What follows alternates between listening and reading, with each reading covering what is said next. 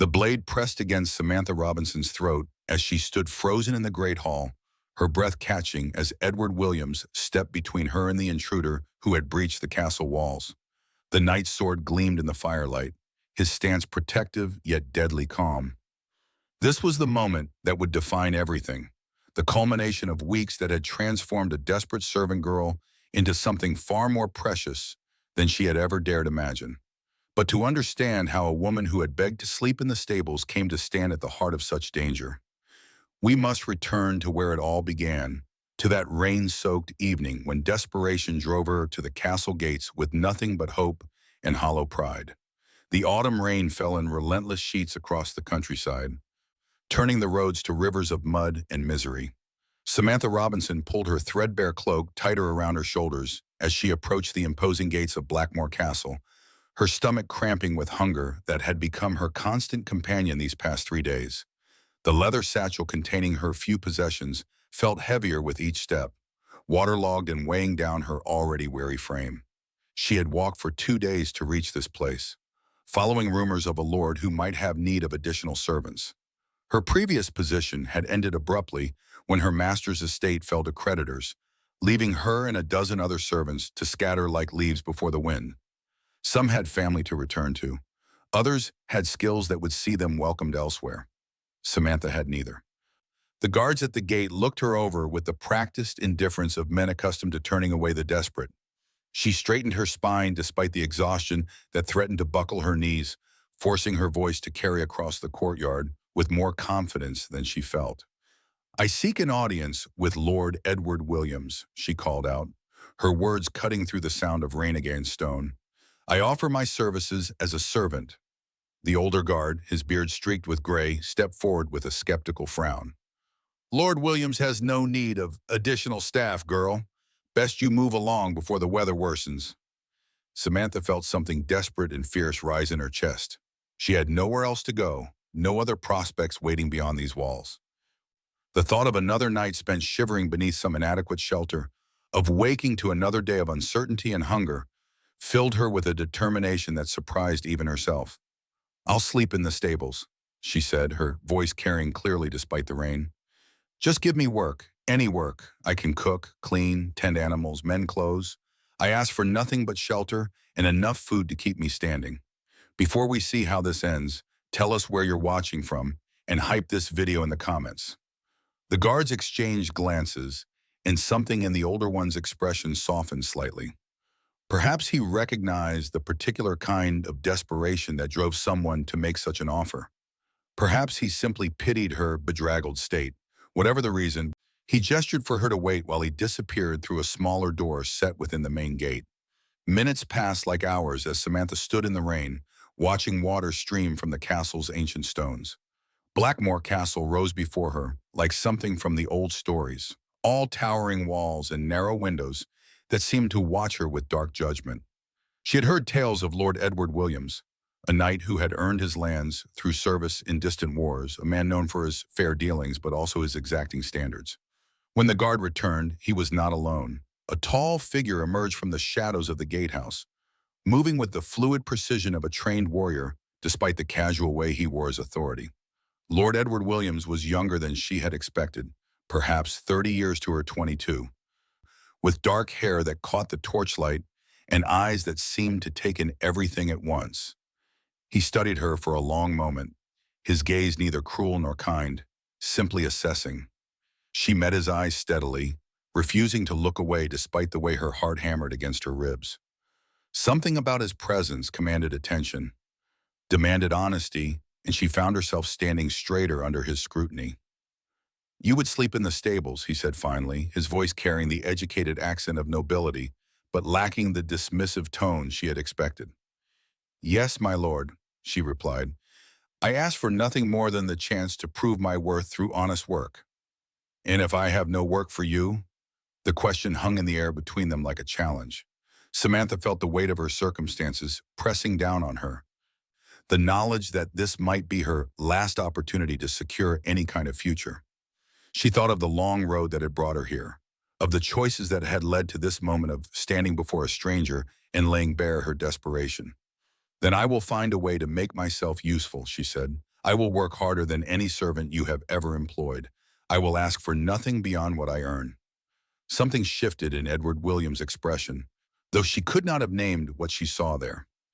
He was quiet for so long that she began to fear he would simply turn and walk away, leaving her to face the night and whatever lay beyond it. When he finally spoke, his words carried a weight that she did not yet understand. "You'll sleep next to me." The words fell between them like stones dropped into still water, sending ripples of shock through her entire being. She stared at him, certain she had misheard, that the rain and her own exhaustion had somehow twisted his meaning. The guards shifted uncomfortably, their expressions carefully neutral in the way of men who had learned not to question their lord's decisions. "My lord," she managed, her voice barely above a whisper. "The servants' quarters are full," he said, his tone matter-of-fact, as if he had not just spoken words that would have scandalized half the kingdom. "The stables are no place for a woman, whatever your circumstances. There are chambers adjacent to the Lord's quarters that remain unused. You will occupy one of them." Heat flooded her cheeks, and she felt suddenly dizzy with more than just hunger and exhaustion. To sleep in chambers near the Lord's own rooms was a privilege reserved for the highest-ranking servants, for those who had earned trust and position through years of faithful service. It was not an arrangement offered to desperate strangers who appeared at the gates begging for work.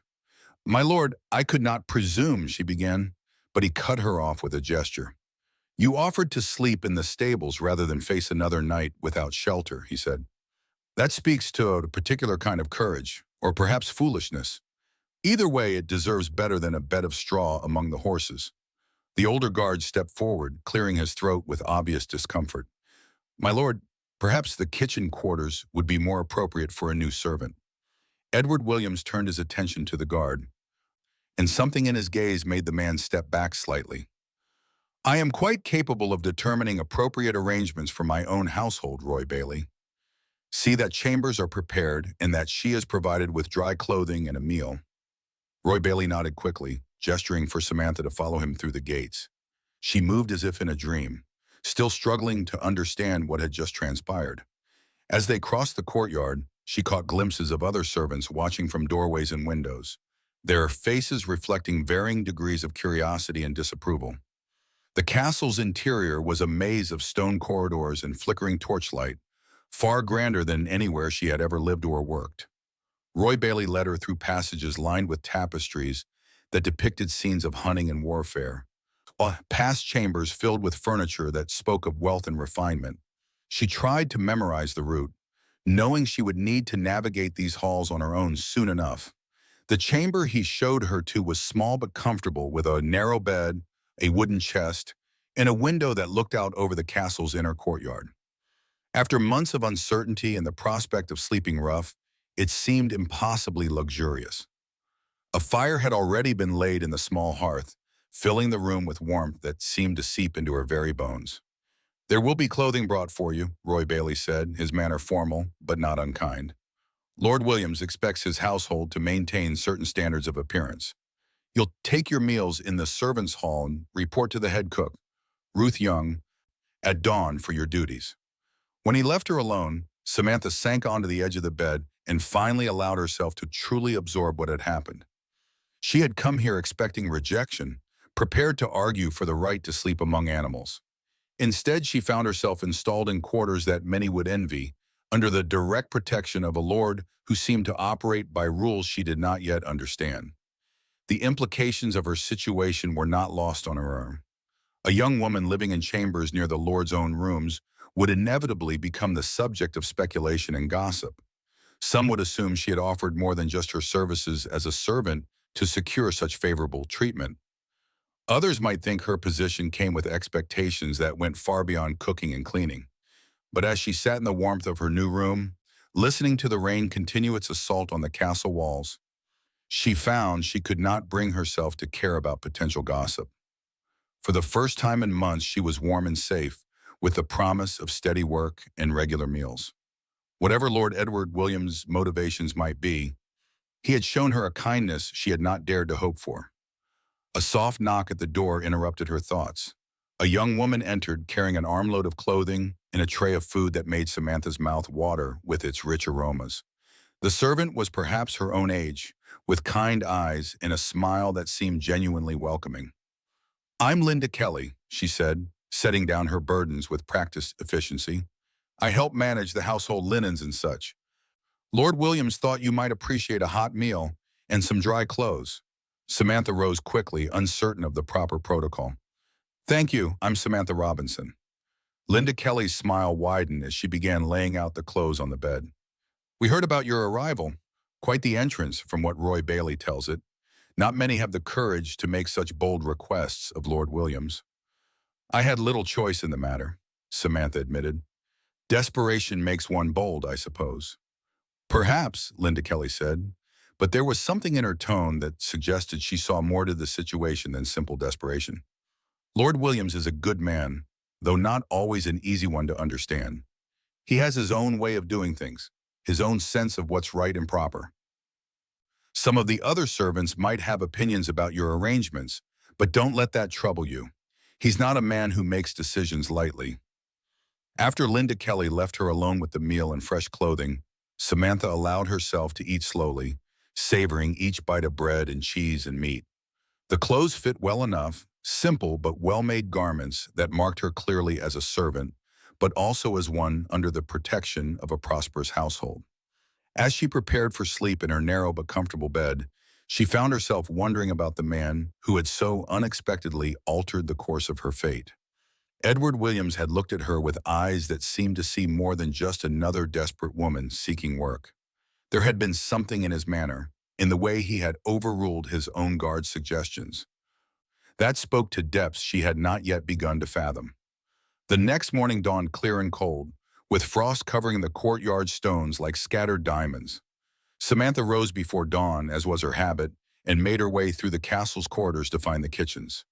The road that had seemed so confusing the night before was easier to navigate in daylight, and she arrived to find the kitchen already bustling with activity.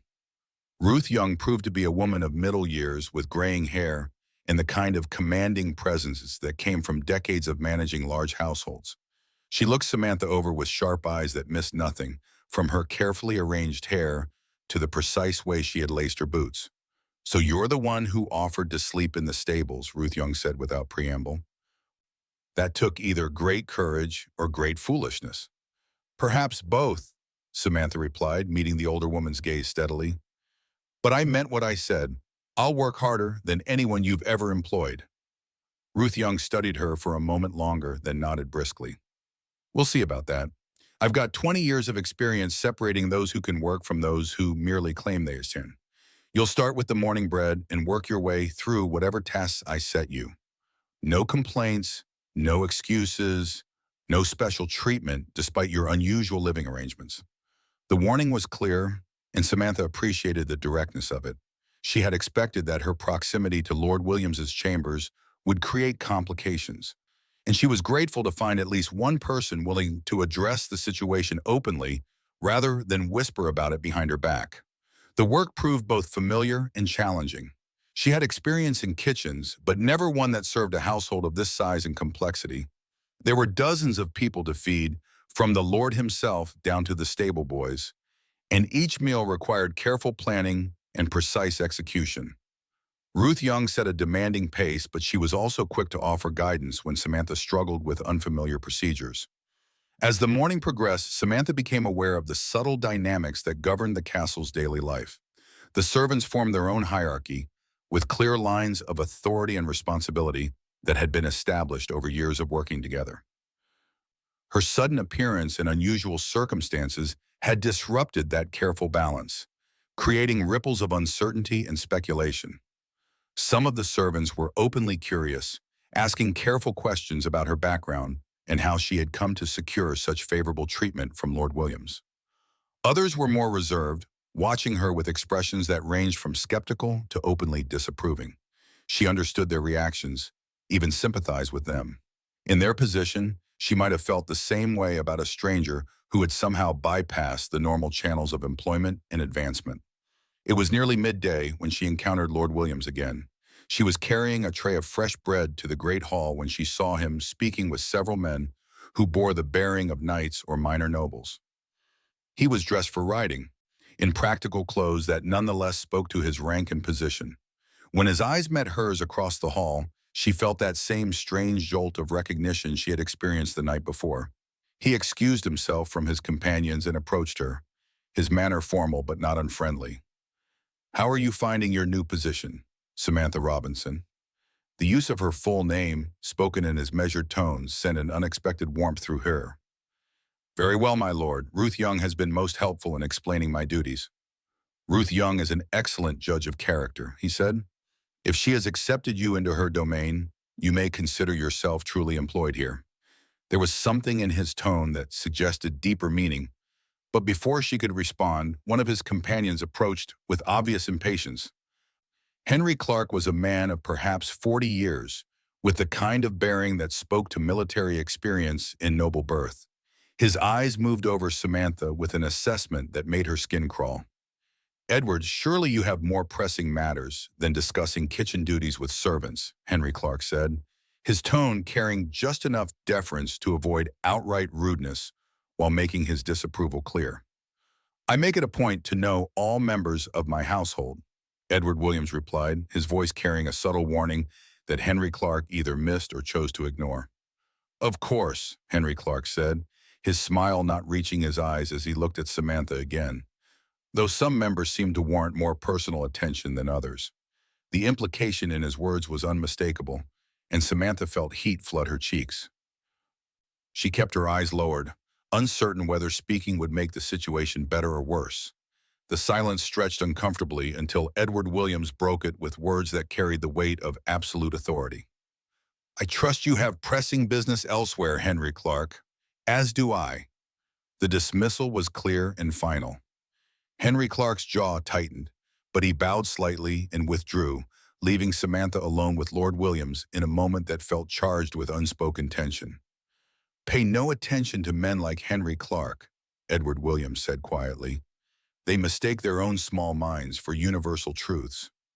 "Yes, my lord," she replied, though his words did little to ease the discomfort of knowing that her position would inevitably attract such speculation. "There will be others who share his opinions," he continued, as if reading her thoughts. "The arrangement I have made for your quarters will be seen by some as improper, regardless of the innocent reality of the situation. Are you prepared for such scrutiny?" The question forced her to confront something she had been trying not to think about. By accepting his offer of chambers near his own, she had placed herself in a position that could be easily misunderstood or deliberately misconstrued. Yet what choice had she really had? To refuse would have meant returning to the uncertainty and danger of life without protection or prospects. "I am prepared to endure whatever gossip may come," she said finally. "I have endured worse things than unkind words." Something flickered in his expression at her response, though she could not have named what she saw there. "I believe you have," he said quietly. "That is precisely why you will not sleep in the stables." The days that followed established a rhythm that was both comforting and complex. Samantha threw herself into her work with the determination she had promised, rising before dawn to help with the morning bread and working until well after the evening meal had been served and cleaned away. Ruth Young proved to be a demanding but fair taskmaster, gradually entrusting her with more complex responsibilities as she demonstrated her competence and reliability. The other servants slowly began to accept her presence, though she remained aware of the undercurrents of speculation that surrounded her unusual living arrangements. Some, like Linda Kelly, seemed genuinely friendly and willing to help her navigate the social complexities of castle life. Others maintained a careful distance, neither hostile nor welcoming, simply watchful. It was during her second week at Blackmore Castle that she began to understand more about the man who had so dramatically altered her circumstances. Edward Williams was not a typical lord in many respects. He had earned his position through military service rather than inheritance, and his approach to managing his household reflected the practical mindset of a soldier rather than the casual arrogance of inherited nobility. He made it a point to know his people, from the highest-ranking members of his household down to the youngest stable boy. He listened to concerns and complaints with genuine attention, and his decisions, while sometimes unexpected, were generally recognized as fair. The loyalty he inspired was not born of fear, but of respect. and that made him somewhat unusual among the nobility of the region. Samantha began to see glimpses of this leadership in small moments throughout her days. She would catch sight of him in the courtyard, speaking seriously with his captain of guards about some matter of security. She would see him in the great hall, settling disputes between tenants with the kind of patient attention that suggested he genuinely cared about finding just solutions. And sometimes she would encounter him in the corridors, and he would pause to ask about her work or her settling into castle life. These brief conversations were always proper, always conducted in full view of others, yet there was something in his manner during them that set them apart from his interactions with other servants. He listened to her responses with the same attention he gave to matters of greater apparent importance. He remembered details from previous conversations, asked follow-up questions that showed he had been thinking about her answers. It was confusing and unsettling in ways she struggled to understand. She had come here seeking nothing more than work and shelter, yet found herself in a position that seemed to carry implications she had never sought. The knowledge that she slept in chambers near his own, that he had personally intervened to secure her employment, that he continued to take what seemed like personal interest in her welfare, created a situation fraught with possibilities that both thrilled and terrified her. The complexity of her feelings came into sharp focus during her third week at the castle, when a group of traveling merchants arrived seeking shelter for the night. Among them was a man who recognized her from her previous employment, and his presence brought back memories of the circumstances that had led to her desperate journey to Blackmore Castle. Scott Ross had been a frequent visitor to her former master's estate, a trader in fine goods who had always paid particular attention to the female servants. His attention had been unwelcome then, and seeing him now filled her with a dread that had nothing to do with her current circumstances and everything to do with the vulnerability she had felt during those final weeks before her previous position ended. He approached her in the kitchen during the evening meal preparation, his manner friendly, but with an undertone that made her skin crawl. "Samantha Robinson, as I live and breathe, I hardly expected to find you in such elevated circumstances." She continued kneading bread dough, keeping her eyes focused on her work. "Good evening, Scott Ross. I trust your journey has been profitable." "Indeed it has," he said, moving closer than propriety suggested. "Though I confess I'm more interested in learning how a servant girl who left her last position under such unfortunate circumstances has managed to secure a place in Lord Williams's household." The implication in his words was clear, and she felt her cheeks burn with anger and humiliation. Around them, the kitchen had grown quiet as other servants paused in their work to listen to the exchange. She was acutely aware that whatever she said now would be remembered and repeated, that Scott Ross had the power to damage her reputation with a few carefully chosen words. "I secured my position through honest work and Lord Williams's generosity," she said, her voice steady despite the turmoil in her chest. Scott Ross laughed, the sound carrying an ugly edge. "Generosity, is it? How generous of him to provide such comfortable quarters for a servant. I'm sure the arrangement is quite mutually beneficial." The words hit her like physical blows, and she felt the careful composure she had maintained begin to crack. Around them, she could see other servants exchanging glances, could feel the weight of their speculation and judgment. This was exactly what she had feared. The moment when her position would be reduced to the kind of sordid transaction that men like Scott Ross assumed all relationships between lords and servants must be. Before she could formulate a response, a new voice cut through the tension in the kitchen. "I trust you have some business here beyond insulting members of my household." Edward Williams stood in the kitchen doorway, his presence filling the space with an authority that made everyone present suddenly aware of their positions. His voice was calm, but there was something in his tone that made Scott Ross step back from Samantha with obvious unease. "Lord Williams," Scott Ross said, offering a bow that managed to be respectful, while still carrying a hint of knowing insinuation. "I was merely greeting an old acquaintance. We worked together at Lord Pemberton's estate before his unfortunate financial difficulties." "I see," Edward Williams said, his gaze moving from Scott Ross to Samantha and back again. "And what insights were you sharing about that previous employment?" The question hung in the air like a challenge, and Scott Ross seemed to realize that he had overstepped in ways that could have serious consequences. Whatever game he thought he was playing, He had suddenly found himself facing an opponent who held all the advantages. "Nothing of consequence, my lord," Scott Ross said quickly, merely expressing surprise at finding her in such a prestigious position. "Samantha Robinson earned her position through her skills and dedication," Edward Williams said, his words carrying the weight of absolute finality. "Any suggestion to the contrary would be both false and insulting to my judgment in household matters." The rebuke was delivered with such quiet authority that Scott Ross seemed to shrink before it. He mumbled some excuse about needing to attend to his traveling companions and fled the kitchen, leaving behind a silence that seemed to echo with unspoken implications. Edward Williams remained in the doorway for a moment longer, his eyes meeting Samantha's across the kitchen. In that look, she saw something that made her heart race, a kind of protective intensity that went far beyond what a lord might feel for any ordinary servant. Then he was gone, leaving her to face the curious stares of her fellow workers and the growing certainty that her situation was far more complicated than she had ever imagined. That night, sleep eluded her as she lay in her narrow bed, staring at the ceiling and replaying the scene in the kitchen over and over again.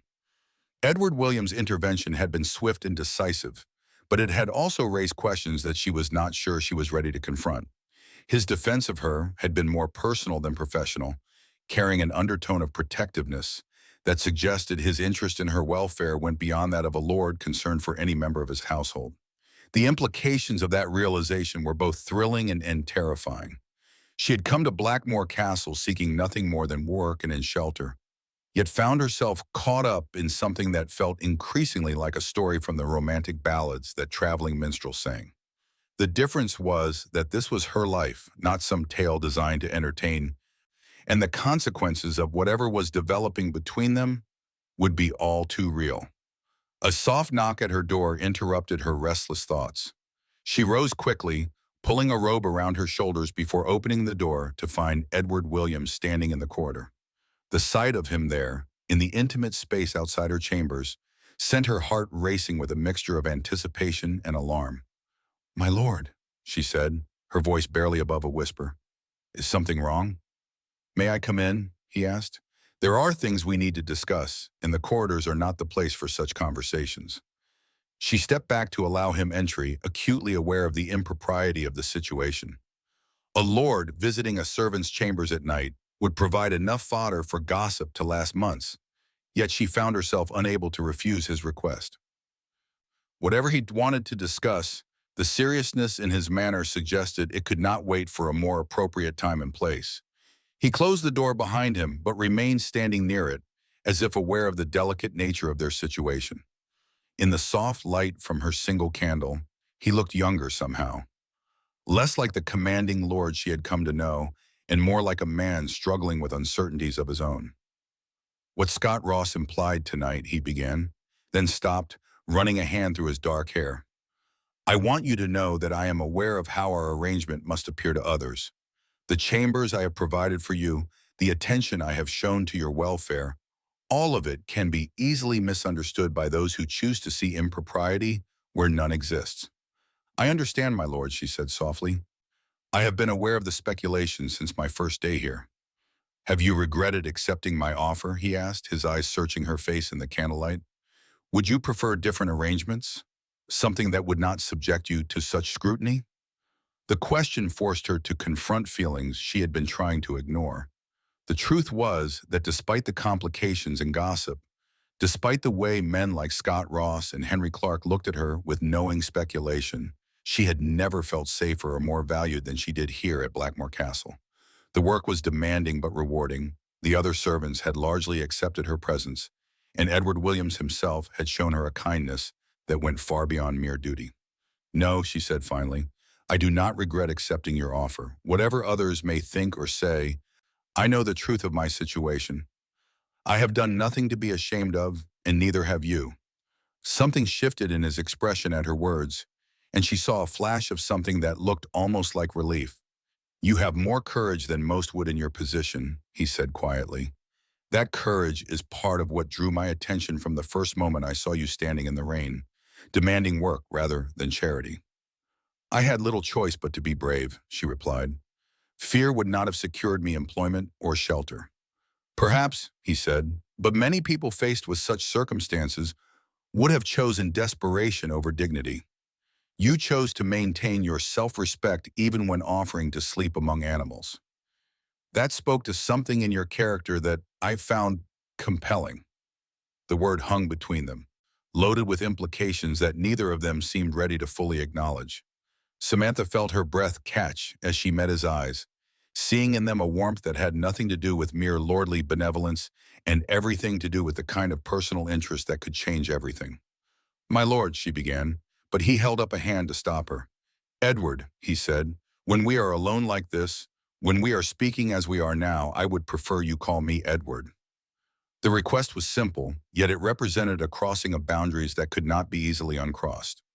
To use his given name was to acknowledge a relationship that existed outside the formal structures of lord and servant, to admit that whatever was developing between them transcended the usual hierarchies of castle life. "Edward," she said softly, testing the name on her tongue and finding it fit there more naturally than she had expected.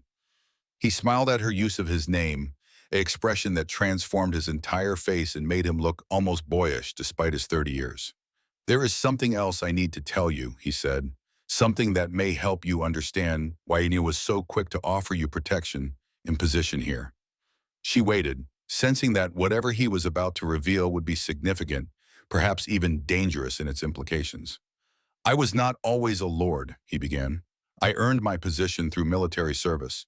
But before that, I was the youngest son of a minor knight with little prospect of inheritance. I know what it means to depend on the charity of others, to feel the sting of being judged by circumstances beyond your control."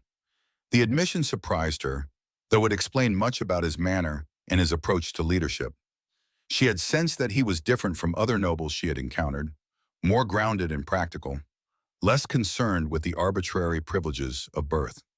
"When I saw you that night," he continued, "standing in the rain and offering to sleep in the stables rather than accept charity, I recognized something of myself in that moment. The determination to maintain dignity, even in desperate circumstances. The refusal to let hardship break your spirit. I could not turn away from that recognition." "So your kindness was born of sympathy," she said, not sure whether to feel relieved or disappointed by the explanation. "It began that way," he admitted, "but it has become something more." The words seemed to echo in the small chamber, carrying implications that neither of them could ignore. Samantha felt her heart begin to race as she absorbed what he had just admitted, the careful barriers between lord and servant suddenly seeming far more fragile than they had moments before. "Something more," she repeated softly, the phrase carrying all the weight of the questions she had been afraid to ask. Edward moved closer, though he maintained a respectful distance between them. In the candlelight, she could see the conflict playing out across his features, the struggle between duty and desire, between what was expected of him and what he clearly felt. "I have tried to maintain appropriate boundaries," he said. "I have told myself that my interest in your welfare was nothing more than the responsibility any lord feels for members of his household, but that has become increasingly difficult to believe." "Why?" she asked, though part of her already knew the answer.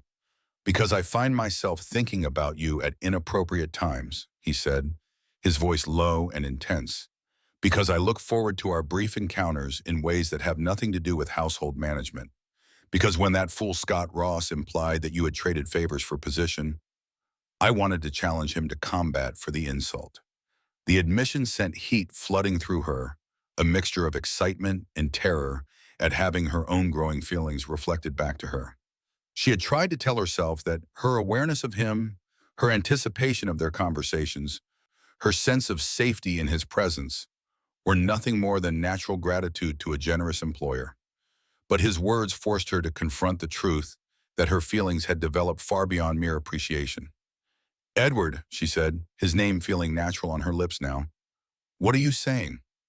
"I am saying that the arrangement I made for your quarters was not entirely motivated by practical considerations," he replied. "I am saying that having you close by, knowing that you sleep just down the corridor from my own chambers, has become both a comfort and a torment." She stared at him, struggling to process the magnitude of what he was revealing. A lord did not speak such words to a servant lightly. The implications went far beyond personal feelings to questions of social position, political alliances, and the careful structures that govern their world. "This is dangerous," she said finally, "for both of us." "I know," he replied. "I have thought of little else these past weeks. The risks to your reputation, to your position here, to my own standing among my peers. All of it." "And yet you are here," she observed. "And yet I am here," he agreed, "because despite all the rational arguments against it, I find I cannot stay away." The honesty in his words took her breath away. She had grown up in a world where lords took what they wanted from servants without thought or consequence, where relationships between the powerful and the powerless were transactions rather than choices. To have him speak to her as an equal, to acknowledge the risks they both faced, was unlike anything she had ever experienced. "What do you want from me?" she asked, the question carrying all the vulnerability she felt. "I want to know if what I feel is returned," he said simply. "I want to know if the awareness I see in your eyes when we speak is the same awareness I feel. I want to know if you think of me as I think of you." The question hung between them like a bridge that, once crossed, could not be uncrossed.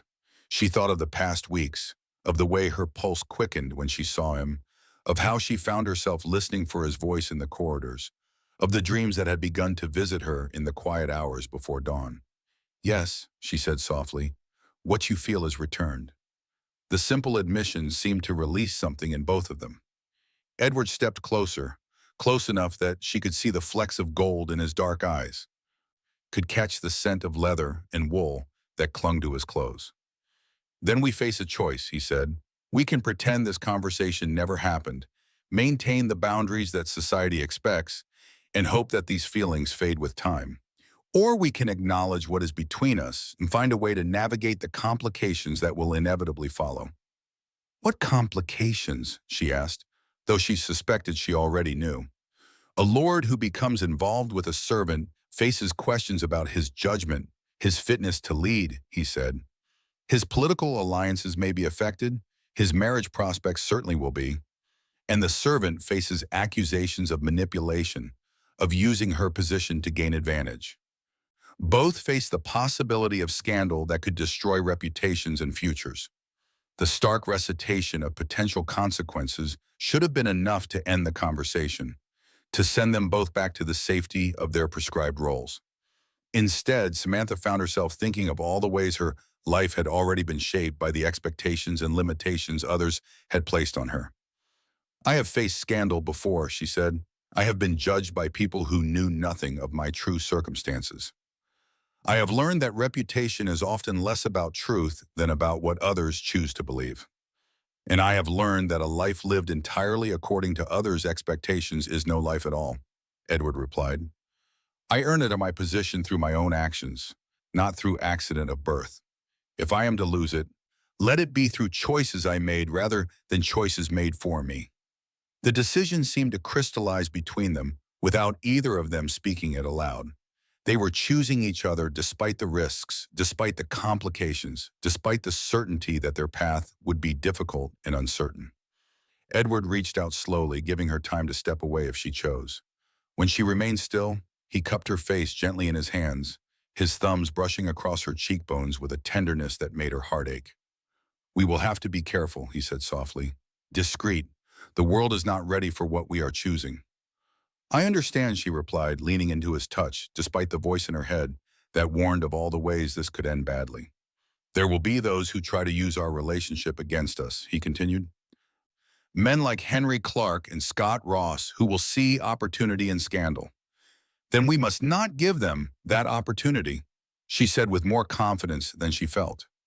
He smiled at her determination, that same expression that had transformed his face earlier. "You continue to surprise me with your courage. You continue to surprise me with your kindness," she replied. They stood there for a moment, hands touching, eyes locked, both of them aware that they had just crossed a line that would change everything. When Edward finally stepped back, it was with obvious reluctance. "I should go," he said, "but know that everything has changed between us now. Tomorrow, we return to our public roles, but in private, we are something else entirely." "What are we?" she asked. He paused at the door, looking back at her with an expression that held both promise and uncertainty. We are whatever we choose to be. The weeks that followed their midnight conversation established a new rhythm of careful balance and hidden connection. In public, they maintained the proper relationship between Lord and servant, their interactions formal and appropriate to their respective positions. But in private moments, stolen conversations in empty corridors or brief encounters in secluded parts of the castle, they began to explore the territory of their growing attachment. Edward proved to be unlike any man she had ever known. He listened to her thoughts and opinions with genuine interest, treating her insights as valuable rather than dismissing them as the presumptions of a servant. He told her stories of his military campaigns, his struggles to establish himself as a worthy lord, his dreams for the future of his lands and people.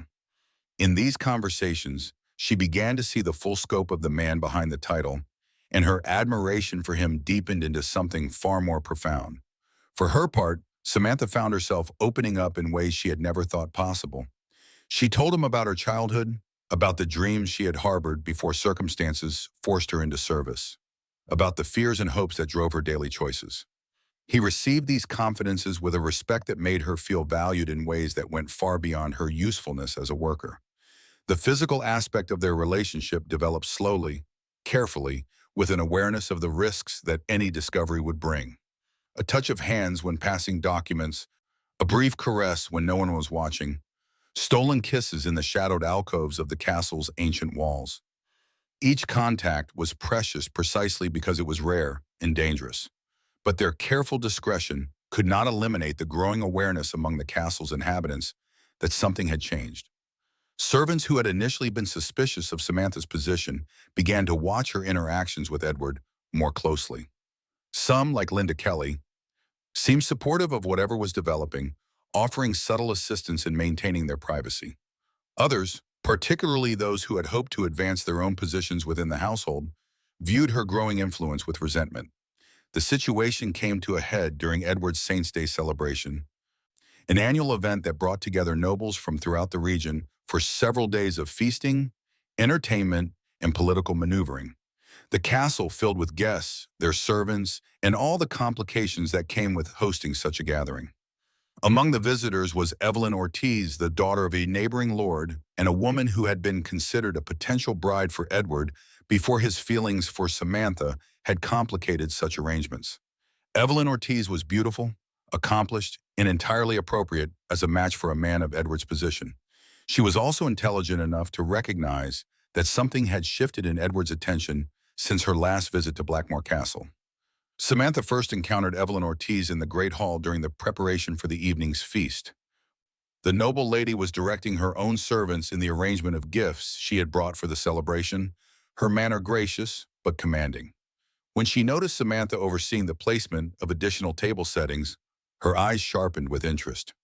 "You must be the servant I have heard such interesting things about," Evelyn Ortiz said, her tone pleasant but carrying an undercurrent that set Samantha on edge. "I am Samantha Robinson, my lady," she replied, offering the appropriate curtsy. "I hope your stay at Blackmore Castle is comfortable." "Oh, it is most illuminating," Evelyn Ortiz said, her smile not reaching her eyes. "I confess I am curious about the changes I observe in Lord Williams since my last visit. He seems quite distracted." The comment was delivered with the kind of casual precision that could be dismissed as innocent observation while carrying a clear threat. Samantha felt her cheeks warm, but kept her expression neutral. "Lord Williams has many responsibilities," she said carefully. "The management of his lands and people requires constant attention." "Indeed," Evelyn Ortiz agreed, "though some responsibilities seem to command more of his attention than others. Tell me, how do you find your quarters? I understand they are quite conveniently located." The question was a direct challenge, delivered in full view of other servants and guests who had paused in their work to listen. Samantha realized that this was a test, a moment that would either establish her ability to handle the political complexities of her situation or expose her as unworthy of Edward's protection. "Lord Williams has been most generous in providing comfortable accommodations for all members of his household," she replied. "His concern for our welfare reflects his character as a just and caring leader." "How fortunate for you," Evelyn Ortiz said, her tone making it clear that she was not convinced by Samantha's diplomatic response. I do hope you are properly grateful for such generosity. Before Samantha could respond, a new voice joined the conversation. Lady Evelyn Ortiz, what a pleasure to see you taking such interest in household management. Edward had approached without either woman noticing, his presence immediately shifting the dynamic of the exchange. He wore the formal dress appropriate to his position as host, and his manner was perfectly courteous, yet there was something in his tone that carried a subtle warning. Lord Williams, Evelyn Ortiz said, offering a curtsy that managed to be both respectful and slightly mocking. I was just becoming acquainted with your staff. Such dedicated servants you have. I am fortunate in my household, Edward replied, his eyes briefly meeting Samantha's before returning to his guest. Each member contributes to the smooth operation of the castle in their own way. I'm sure they do, Evelyn Ortiz said, her meaning unmistakable despite the pleasant tone. Though I confess I am surprised by some of your staffing decisions. In my father's household, we maintain more traditional arrangements. The criticism was delivered with enough subtlety to avoid open insult, but its meaning was clear to everyone present. Edward's jaw tightened slightly, the only visible sign of his displeasure at her implication. I find that results matter more than erudition, he said. Competence and dedication serve me better than adherence to outdated customs. How progressive of you, Evelyn Ortiz replied. I do hope such progressive attitudes serve you well in all your endeavors. The exchange might have escalated further, but the arrival of other guests demanding Edward's attention provided a natural end to the conversation. As he moved away to greet the newcomers, Evelyn Ortiz turned back to Samantha with a smile that was all sharp edges. Do enjoy the celebration, she said sweetly. I suspect it will be quite memorable for all of us.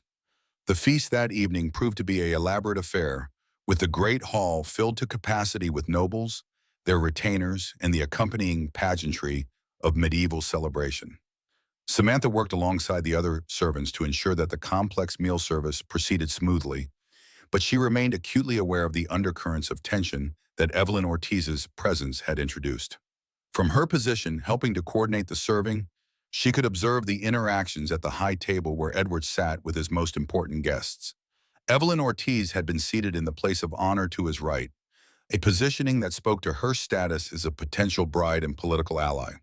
Throughout the meal, she maintained a steady stream of charming conversation, her manner perfectly calculated to remind everyone present of her suitability as a match for their host. Edward played his role as gracious host with the skill that had made him successful in both military and political arenas. He was attentive to all his guests, ensuring that conversations flowed smoothly and that everyone felt appropriately welcomed. Yet Samantha, who had learned to read the subtle signs of his moods, could see the tension in the set of his shoulders, the careful control he maintained over his expressions. The evening's entertainment included musicians, storytellers, and dancing, all designed to display Edward's prosperity and cultural refinement to his guests. As the formal meal concluded and the festivities shifted to a more relaxed atmosphere, Samantha found herself assigned to serve wine to the guests who had moved to the castle's solar for more intimate conversation. It was during this service that she overheard a conversation that made her blood run cold. Henry Clark was speaking quietly with two other nobles near one of the solar's tall windows, their voices low but not quite low enough to avoid her notice as she refilled their wine cups. The situation has become quite obvious, Henry Clark was saying. Edward's judgment is clearly compromised by his inappropriate attachment to that servant girl. Surely you exaggerate, replied one of his companions, though his tone suggested more curiosity than skepticism. I have seen the way he looks at her, the special treatment she receives, Henry Clark continued. It is scandalous, and it reflects poorly on his fitness to hold his position. A lord who cannot maintain proper boundaries with his servants cannot be trusted to make sound decisions about more important matters. What do you propose? Asked the third man, his interest now clearly engaged. A formal complaint to the regional council, Henry Clark said. Questions raised about his judgment, his moral character, his ability to maintain the dignity of his office. With enough support, we could force him to make changes to his household arrangements. Or better yet, to consider more appropriate marriage alliances. Samantha felt her hands begin to tremble as the full implications of what she was hearing became clear. Henry Clark was not simply gossiping about her relationship with Edward. He was actively plotting to use it as a weapon against him. The formal complaint he was suggesting could destroy Edward's reputation, undermine his authority, and potentially cost him his lands and title. She finished her service as quickly as possible and retreated to the kitchens, her mind racing as she tried to process what she had learned. The conversation she had overheard represented exactly the kind of political maneuvering that Edward had warned her about, the way their relationship could be weaponized by those who wished him harm. The question now was what to do with this knowledge. Warning Edward would mean admitting that she had been eavesdropping on his guests, a breach of protocol that could have serious consequences. But remaining silent would leave him vulnerable to an attack he might not see coming until it was too late to counter effectively. Her dilemma was interrupted by the arrival of Linda Kelly, who appeared at her elbow with obvious concern. "You look as if you've seen a ghost," she said quietly. "What has happened?" Samantha glanced around to ensure they would not be overheard, then quickly related what she had witnessed. Linda Kelly's expression grew increasingly grave as she absorbed the implications of Henry Clark's plotting. "This is serious," Linda Kelly said when Samantha finished. "Henry Clark has connections throughout the region, and if he can convince others to join his complaint, it could cause real damage to Lord William's position." "I have to warn him," Samantha said, though the words felt inadequate to the magnitude of the threat they were facing. "You do," Linda Kelly agreed, "but carefully. If Henry Clark suspects that you overheard his conversation, it will only provide him with additional ammunition for his accusations." The opportunity to speak privately with Edward did not come until late in the evening, after the last of the guests had retired to their chambers and the castle had settled into relative quiet. Samantha made her way through the corridors to his private study, where she knew he often worked late into the night on correspondence and administrative matters. She knocked softly on the door, and his voice invited her to enter. He was seated at his desk, still wearing his formal clothes but with his hair disheveled, as if he had been running his hands through it. The strain of maintaining his public composure throughout the evening was evident in his posture and expression. "Samantha," he said, rising as she entered, "I was hoping you would come. This evening has been difficult," she finished for him, "and it is about to become more so." His expression sharpened at her tone, and she saw him shift into the alert focus that had served him well as a military commander. "What has happened?" She related the conversation she had overheard, watching as his face grew increasingly grim with each detail. When she finished, he was silent for a long moment, his mind clearly working through the implications and potential responses. "Henry Clark has been looking for an opportunity like this," he said finally. "He has never forgiven me for receiving lands he felt should have gone to someone of more established lineage. This gives him the weapon he has been seeking." "What can we do?" she asked, though part of her feared the answer. Edward moved to the window, staring out at the moonlit courtyard as he considered their options. "There are several possibilities," he said slowly. "I could confront Henry Clark directly, make it clear that I am aware of his plotting and prepared to counter it. I could reach out to my own allies, ensure they understand the true nature of our relationship and are prepared to defend my character." "Or," she prompted, sensing that he was holding back the option he considered most likely. "Or I could remove the weapon from his hands entirely," he said, turning back to face her. "End our relationship, send you away from the castle, make it clear that whatever inappropriate attachment may have existed has been corrected." The words hit her like physical blows, even though she had known they were coming. The rational part of her mind understood that this might be the only way to protect him from the political consequences of their relationship. But the thought of leaving him, of returning to the uncertain life she had known before coming to Blackmore Castle, filled her with a despair that threatened to overwhelm her. "Is that what you want?" she asked, her voice barely above a whisper. "No," he said firmly. "It is the last thing I want. But I will not see you destroyed by the consequences of my enemy's ambitions. If protecting you requires sending you away, I will do it, no matter how much it costs me personally." The nobility of his offer only made it more painful. She could see in his eyes that the thought of sending her away was as devastating to him as it was to her. Yet he was prepared to make that sacrifice if it would keep her safe from the political machinations of men like Henry Clark. There might be another way, she said, an idea beginning to form in her mind. What if we give them something else to focus on? What if we make Henry Clark's plotting seem petty and vindictive rather than justified concern? Edward's eyebrows rose with interest. What do you have in mind? Evelyn Ortiz, Samantha said. Spyman. She is here as a potential bride, everyone knows it. What if you were to pay her particular attention during the remainder of her visit?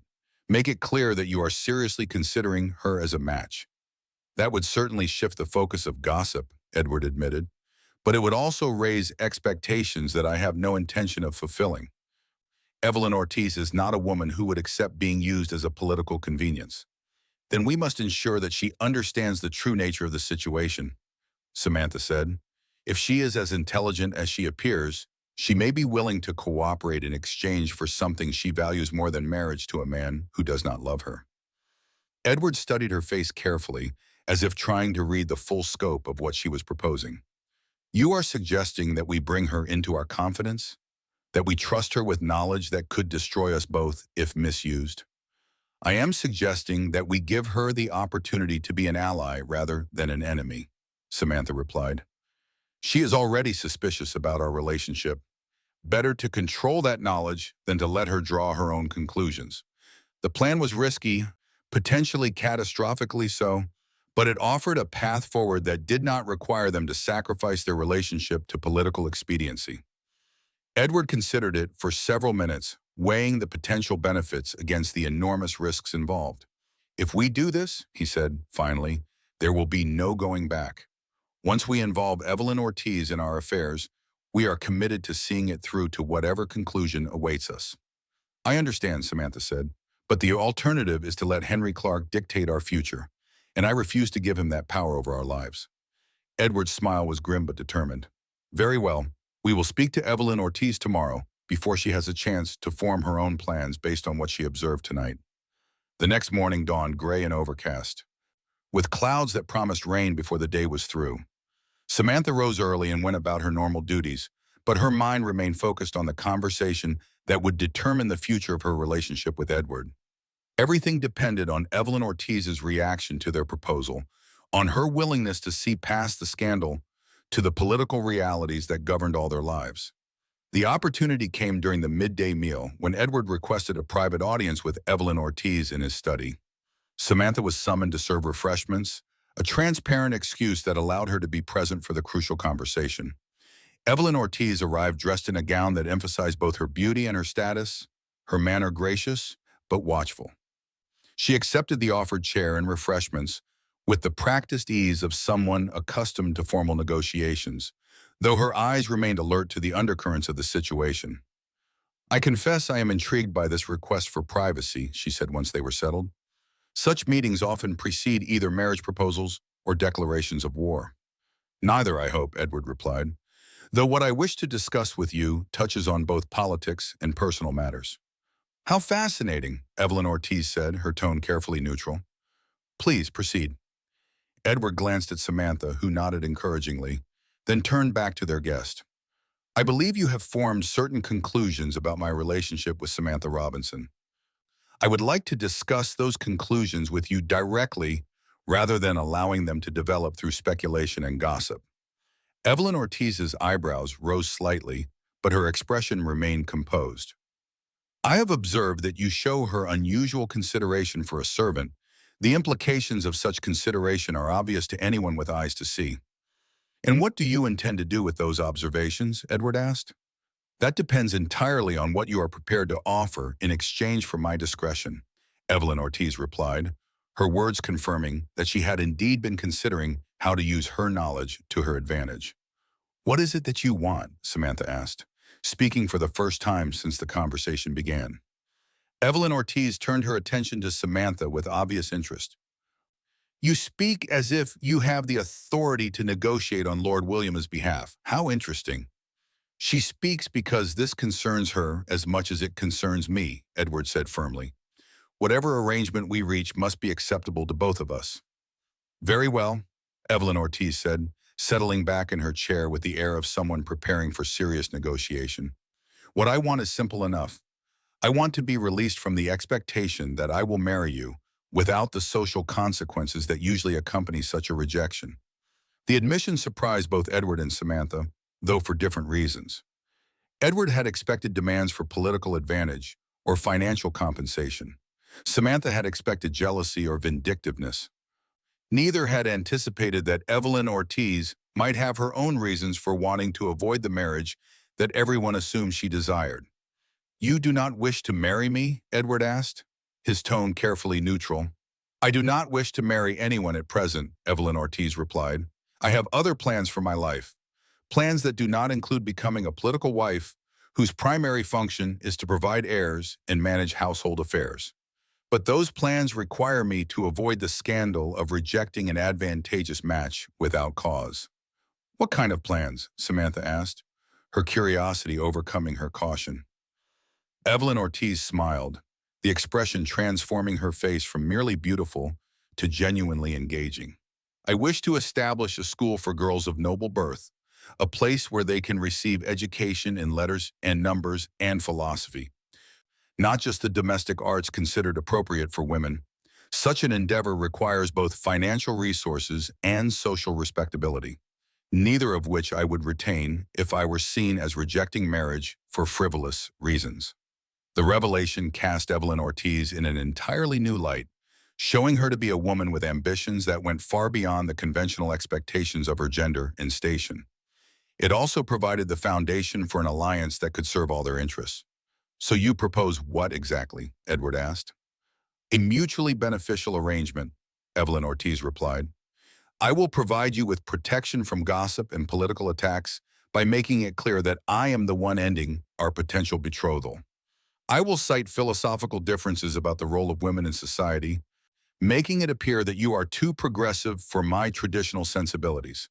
This will counter any accusations that you lack proper judgment while giving me the excuse I need to pursue my own goals." "And in exchange," Samantha prompted. "In exchange, Lord Williams provides financial support for my school and uses his influence to encourage other nobles to send their daughters to be educated there. A partnership that benefits everyone involved while allowing you to maintain your relationship without constant political threat." The proposal was elegant in its simplicity and mutual benefit, offering each of them something they valued while neutralizing the immediate threat posed by Henry Clark's plotting. Edward and Samantha exchanged glances, both recognizing the potential of the arrangement while remaining aware of the risks involved. "There would need to be certain conditions," Edward said carefully. "The appearance of our disagreement must be convincing enough to satisfy those who are watching for signs of scandal, but not so dramatic as to create new problems." "Naturally," Evelyn Ortiz agreed. "I propose a gradual cooling of relations over the remainder of my visit, culminating in a public but civil discussion of our incompatibility. Nothing that would reflect poorly on either of our characters, simply an acknowledgement that we are not well suited as partners." "In the matter of Samantha's position?" Edward asked. "That becomes much easier to manage once I am no longer seen as a rival for your affections," Evelyn Ortiz replied. "A lord who chooses to elevate a deserving servant after ending an inappropriate betrothal appears generous rather than scandalous, particularly if that servant has proven herself through exceptional dedication and competence." Samantha felt a flutter of hope at the possibility that her relationship with Edward might not only survive, but be transformed into something more publicly acceptable. The idea of elevation from servant to a more recognized position was beyond anything she had dared to imagine when she first arrived at Blackmore Castle.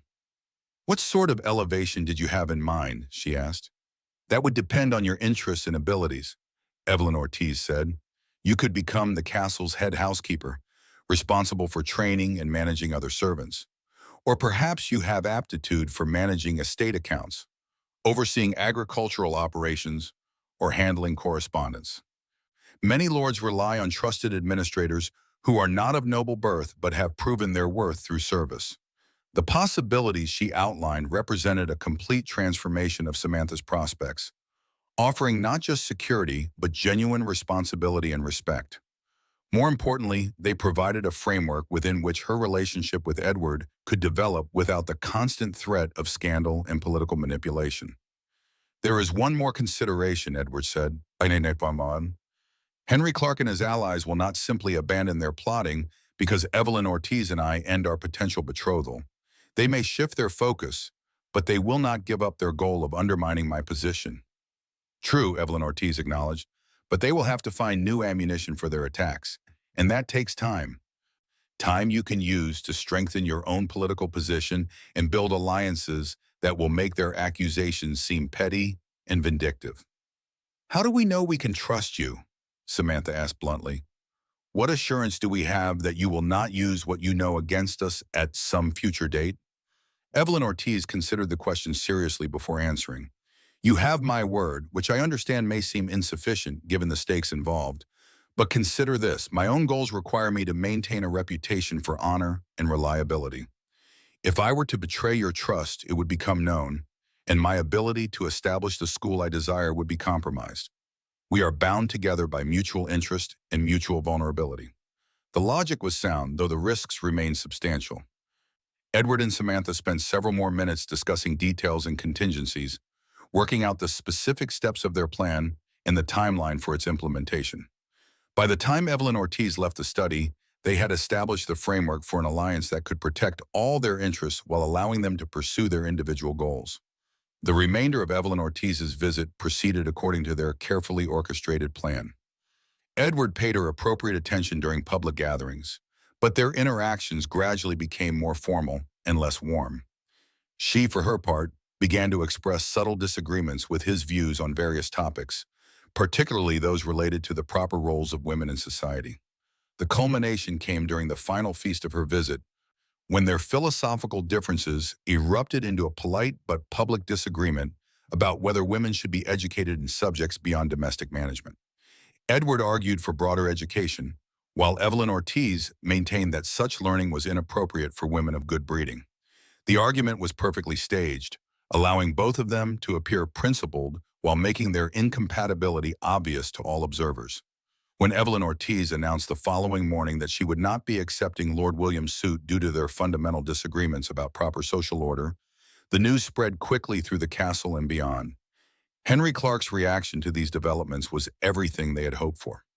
Deprived of his primary weapon against Edward's reputation, he found himself in the awkward position of having to explain why his concerns about inappropriate relationships were no longer relevant. His attempts to maintain his accusations began to appear petty and vindictive, exactly as Evelyn Ortiz had predicted. More importantly, the public end of Edward's potential betrothal created space for him to make changes to his household arrangements without appearing to reward scandalous behavior. Within a week of Evelyn Ortiz's departure, he announced that Samantha Robinson would be elevated to the position of head housekeeper, recognizing her exceptional service and administrative abilities. The promotion was accompanied by new quarters more appropriate to her enhanced status, rooms that were still within the castle's main structure, but no longer subject to the kind of speculation that had surrounded her previous arrangements. She would continue to work closely with Edward on household management, but their relationship now had a legitimate professional foundation that provided cover for their personal connection. The transformation of her circumstances was almost overwhelming in its scope and speed. In the space of a few weeks, she had gone from being a servant vulnerable to gossip and political manipulation to being a recognized member of Edward's administrative staff with genuine authority and responsibility. The work was challenging and demanding, but it was also rewarding in ways that went far beyond mere employment. More importantly, her new position allowed her relationship with Edward to develop more naturally and openly. They could spend time together discussing household matters without raising eyebrows, could travel together to oversee estate operations, could appear in public as professional partners without scandal. The personal aspects of their relationship continued to deepen as well, though they remained careful about maintaining appropriate discretion. Their conversations grew more intimate and wide-ranging, covering everything from philosophy and politics to dreams and fears. The physical attraction between them was undeniable, but they approached it with the same careful consideration they brought to all aspects of their situation. It was during one of their evening discussions in Edward's study, several weeks after Evelyn Ortiz's departure, that he raised the question that had been hovering between them for some time. "Where do we go from here?" he asked, setting aside the estate accounts they had been reviewing. "We have successfully navigated the immediate crisis, established a framework that allows us to be together professionally and personally. But what are our long-term goals?" Samantha considered the question carefully, aware that her answer would shape not just their relationship, but the entire direction of her life. The possibilities that lay before them were both thrilling and terrifying in their scope. "I want to continue growing into this new role," she said finally.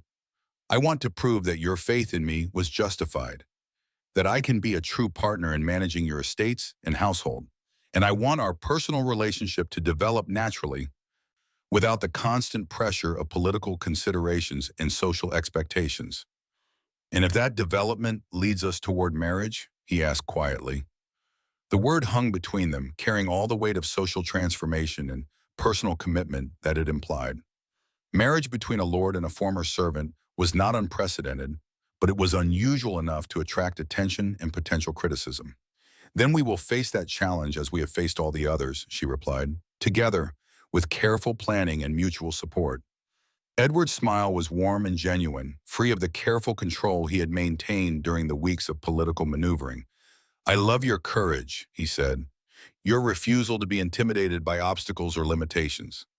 "I love your kindness," she replied, "your willingness to see people for who they are rather than what society expects them to be." The words of love, spoken openly for the first time, seemed to settle something between them, establishing a foundation of emotional honesty that had been implicit but never fully acknowledged. They sat in comfortable silence for several minutes, both absorbing the significance of what had been said and what it meant for their future. Their peaceful evening was interrupted by urgent knocking at the study door.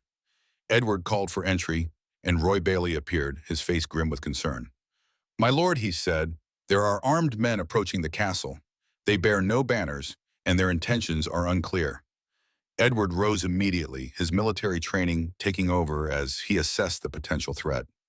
"How many men? How far out?" "Perhaps 24, my lord. They will reach the gates within the hour if they maintain their current pace." "Rouse the household guard," Edward ordered. "Secure the gates and prepare for potential siege. Send riders to alert our nearest allies." He turned to Samantha. "You should go to the inner chambers, away from potential danger." But even as he spoke, they could hear sounds of commotion from the courtyard below. Shouts and the clatter of weapons suggested that the approaching threat had arrived sooner than expected. Edward moved to the window, and what he saw there made his expression darken with anger and recognition. "Henry Clark," he said grimly. "He has brought armed men to force a confrontation." Samantha joined him at the window, looking down at the scene unfolding in the courtyard. Henry Clark sat mounted at the head of a group of armed men, his posture aggressive and his voice carrying clearly as he made demands for entry. This was not a social visit, but a direct challenge to Edward's authority and position. "What does he want?" she asked, though she suspected she already knew the answer. "He wants to force a crisis," Edward replied, "to create a situation where I must either submit to his demands or be seen as defying legitimate authority. It is a calculated gamble designed to destroy my reputation and position." The sound of the great hall doors being thrown open echoed through the castle, followed by the tramp of booted feet on stone floors. Henry Clark had apparently decided not to wait for invitation or permission, bringing his confrontation directly into Edward's home. "Stay behind me," Edward told Samantha as he moved toward the study door. "Whatever happens, do not let him separate us. We face this together." They descended to the great hall to find Henry Clark waiting with half a dozen armed men, his manner arrogant and threatening, despite the fact that he was technically a guest in Edward's home. The rest of his force remained in the courtyard, a visible reminder of the threat he represented. "Edward Williams," Henry Clark announced in a voice designed to carry to every corner of the hall, "I come here with serious accusations about your conduct and fitness to hold your position as lord of these lands." "You come here with armed men and without invitation," Edward replied coldly. "That speaks more to your character than to mine. I come here to address matters that affect the stability and moral character of this region." Henry Clark continued. Your inappropriate relationship with a servant has become a scandal that reflects poorly on all of us. My household arrangements are my own concern, Edward said, and I am accountable to the king, not to you. Are you? Henry Clark asked, his smile cold and calculating. We shall see about that. It was then that Samantha noticed the additional figure who had remained in the shadows near the hall's entrance.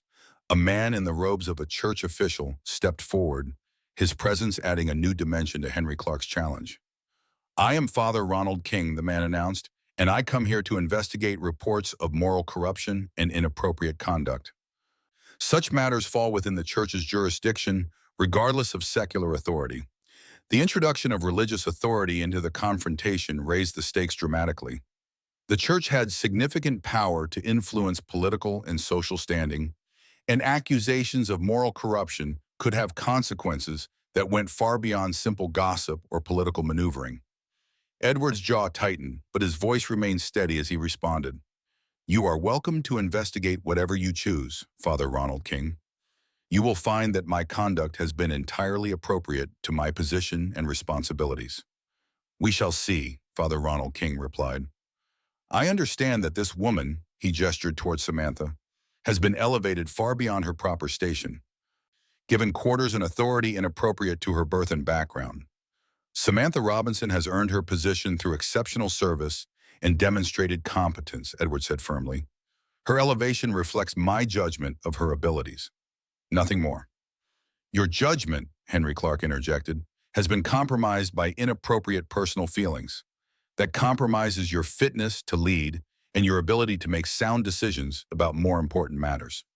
The accusation hung in the air like a thrown gauntlet, demanding response. This was the moment that would define everything. The confrontation that would either vindicate their careful planning or destroy everything they had worked to build. Samantha felt Edward tense beside her, felt the weight of the moment pressing down on all of them. Then she remembered something Evelyn Ortiz had said during their negotiations about the importance of controlling the narrative rather than simply responding to accusations. My lords, she said, stepping forward, despite Edward's protective instinct, if I may speak to these accusations directly? Henry Clark's eyes glittered with satisfaction, clearly believing that her words would provide the evidence he needed to destroy Edward's reputation. Father Ronald King nodded gravely, prepared to hear what he assumed would be a confession of impropriety. I came to this castle as a desperate woman seeking nothing more than work and shelter, Samantha began, her voice clear and steady despite the danger of the moment. Lord William showed me kindness and gave me opportunity to prove my worth through honest labor. I have worked harder than any servant in this household, taken on responsibilities that would challenge anyone, and earned my position through merit rather than favoritism. Pretty words, Henry Clark said dismissively, but they do not address the real question of your relationship with Lord Williams. My relationship with Lord Williams is one of mutual respect and professional partnership, she replied. He has treated me with the courtesy due to any member of his household, nothing more and nothing less. And yet you sleep in quarters near his own, Father Ronald King observed. Such arrangements suggest intimacy beyond mere professional relationship. Such arrangements suggest practical household management, Samantha countered. As head housekeeper, I am responsible for the smooth operation of the castle at all hours. That responsibility requires me to be available when needed, which necessitates quarters that allow quick response to emergencies or problems. Edward watched her handle the questioning with growing admiration and pride. She was demonstrating exactly the kind of intelligence and courage that had first drawn his attention, turning their accusations back on themselves through careful logic and dignified response. Furthermore, she continued, if these gentlemen have specific evidence of impropriety, I invite them to present it. If they have only speculation and gossip, then their accusations reflect more on their own characters than on ours. The challenge was direct and effective. Henry Clark and Father Ronald King exchanged glances, clearly realizing that their confrontation was not proceeding as they had expected. They had come prepared to face defensive denials and emotional outbursts, not calm logic and direct challenges to their evidence. The very fact that you speak so boldly suggests an inappropriate elevation of your position, Father Ronald King said, grasping for new ground for his accusations. The very fact that I speak at all suggests that Lord Williams has created a household where competence is valued over arbitrary social restrictions, Samantha replied. If that is corruption, then it is the kind of corruption that produces better results than traditional approaches. Edward stepped forward, his own voice carrying the authority of his position and military experience. Gentlemen, you have come to my home with accusations based on gossip and speculation. You have brought armed men to intimidate rather than evidence to convince. If you have legitimate concerns about my conduct, present them through proper channels. If you have only malicious rumors, then I suggest you leave my lands immediately. The confrontation had reached its climax, the moment when Henry Clark would either produce genuine evidence or be forced to retreat from his position. The silence stretched taut as everyone in the hall waited to see which way the balance would tip. It was then that the sound of approaching horses echoed from the courtyard, followed by voices calling for entry. Edward moved to the window and smiled grimly at what he saw there. It appears we have additional witnesses to this proceeding, he announced. Evelyn Ortiz has returned, and she brings companions. The arrival of unexpected allies shifted the dynamic once again, providing Edward with potential support and Henry Clark with new complications. As Evelyn Ortiz entered the hall with two other nobles, her presence immediately changed the nature of the confrontation from a private accusation to a more public proceeding. Lord William, she said formally, I hope we do not intrude on important business. Not at all, Edward replied.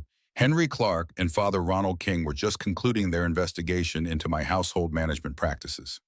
Evelyn Ortiz's eyes took in the scene quickly, assessing the positions and tensions with the political acumen that had made their alliance possible. How fascinating, she said. I confess I am curious about their findings, given my own observations during my recent visit. Henry Clark realized that his carefully planned confrontation was slipping away from him, that the arrival of additional witnesses had complicated his ability to control the narrative. Our investigation is not concluded, he said stiffly. Then perhaps you would benefit from additional testimony, Evelyn Ortiz suggested smoothly. I spent several days observing Lord Williams's household operations during my recent visit. I would be happy to share my observations about the propriety and effectiveness of his management practices. The offer was both generous and devastating to Henry Clark's position. Evelyn Ortiz's testimony would carry significant weight due to her social position and reputation, and her support would effectively neutralize his accusations. Father Ronald King seemed to recognize that their position was becoming untenable. Perhaps, he said carefully, this matter would be better addressed through more formal channels, with proper investigation and documentation. An excellent suggestion, Edward agreed. I welcome any formal investigation of my conduct or household management. I am confident that such investigation will vindicate both my judgment and my character. Henry Clark's face was flushed with anger and frustration, but he could see that his gamble had failed. The confrontation he had orchestrated to destroy Edward's reputation had instead demonstrated the strength of Edward's position and the loyalty of his allies. This is not over, he said as he prepared to withdraw. No, Edward agreed calmly, it is not. But when it is concluded, I believe you will find that truth and justice serve different masters than gossip and malice. As Henry Clark and his men departed, the tension in the great hall gradually eased. Evelyn Ortiz approached Edward and Samantha with a smile that mixed satisfaction with genuine warmth. I trust my timing was acceptable, she said. I received word of Henry Clark's movements and thought you might benefit from additional support. Your timing was perfect, Edward replied, as was your offer of testimony. I merely offered to tell the truth, Evelyn Ortiz said, that you have created a household based on merit rather than tradition, that you have elevated deserving people regardless of their birth, that your judgment in such matters has proven sound and beneficial. She turned to Samantha with an expression of respect and approval. And you handled yourself admirably under pressure. The way you turned their accusations back on themselves was masterful. I learned from an excellent teacher, Samantha replied, glancing at Edward with a smile that spoke to their partnership and mutual support. As the immediate crisis passed and normal castle life resumed, Edward and Samantha found themselves alone in his study once again. The confrontation had tested everything they had built together, but it had also proven the strength of their alliance and the wisdom of their careful planning. "We survived," Edward said, pulling her into his arms with a relief that spoke to how much he had feared losing her. "We did more than survive," she replied. "We proved that what we have built together is stronger than the forces arrayed against us." The embrace they shared was full of promise for the future, a future they would face together as partners in every sense of the word, from desperate servant to trusted administrator, from chance encounter to deep love. Their journey had transformed them both in ways neither could have imagined when she first stood in the rain and begged for work. Outside, the sun was setting over Blackmore Castle, casting long shadows across the courtyard where their story had begun. But inside, in the warmth of the study where they had planned their future and defended their love, Edward and Samantha looked toward tomorrow with the confidence of people who had faced their greatest challenges and emerged victorious. Their love had been tested by politics and scandal, by social expectations and personal fears, but it had proven stronger than all the forces that sought to destroy it. And in that strength, they found the foundation for a life together that would honor both their individual worth and their shared commitment to building something better than what they had inherited. The woman who had offered to sleep in the stables had indeed found herself sleeping next to a knight, but more than that, she had found herself transformed into someone worthy of that position through her own courage, intelligence, and determination. And the knight who had seen past social conventions to recognize her true value had found in her not just a lover but a true partner in all the challenges and opportunities that lay ahead.